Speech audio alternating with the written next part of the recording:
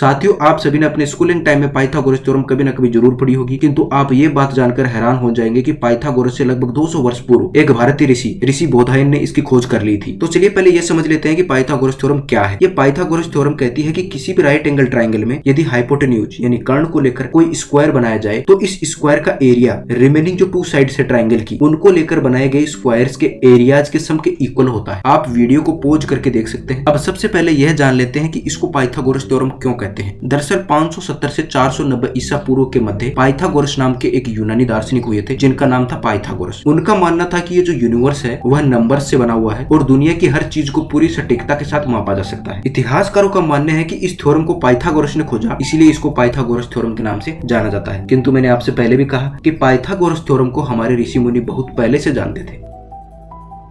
दरअसल दोस्तों, हमारे वेदों में ऐसे बहुत से रिचुअल्स बताए गए हैं जिनमें अलग अलग प्रकार के फायर अल्टर्स यानी यज्ञ वेदियां बनाई जाती थी। इन यज्ञ वेदियों को बनाने के लिए ज्योमेट्री का खास ध्यान रखा जाता था। जितनी ज्योमेट्री अच्छी होती है यज्ञ उतना ही सफल माना जाता था। साथियों, वेदों का कालखंड वास्तविकता में कोई नहीं जानता है, किंतु वेदों में बताए गए रिचुअल्स को परफॉर्म करने के लिए जो फायर अल्टर्स बनाई जाती थी उनको बनाने के लिए बहुत से सूत्र लिखे गए जिनको सुल्भ सूत्र के नाम से जाना जाता है। साथियों, प्राचीन भारत में ऐसे बहुत से ऋषि मुनि हुए जिन्होंने ऐसे सुल्भ सूत्र लिखे जिनके अंदर यज्ञ वेदियां कैसी बनाई जाए, किस प्रकार से बनाई जाए, उनको बनाने के लिए खास ज्योमेट्री का ध्यान रखा जाए, वैसे सूत्र लिखे गए हैं। उन्हीं ऋषियों में से एक ऋषि हुए जिनका नाम था बोधायन। साथियों, महर्षि बोधायन ने पाइथागोरस से लगभग 200 वर्ष पूर्व ही बोधायन सुल्भ सूत्र लिखा, जिसमें यह एक श्लोक आता है, दीर्घ चतुरस्य अक्षणया रज्जु है पारसमानी त्रियगमानी च यत् पृथक भूते कुरुतस्तुभ्यम करोति, जिसका अर्थ है कि विकर्ण यानी डायगोनल पर कोई रस्सी तानी जाए तो उस पर बने स्क्वायर का एरिया वर्टिकल आर्म्स पर बने स्क्वायर और हॉरिजॉन्टल आर्म्स पर बने स्क्वायर के एरियाज के सब के इक्वल होता है। और हमने पहले देखा कि यही तो पाइथागोरस थ्योरम कहती है। इसके अलावा यह सूत्र कात्यायन और आपस्तब्ध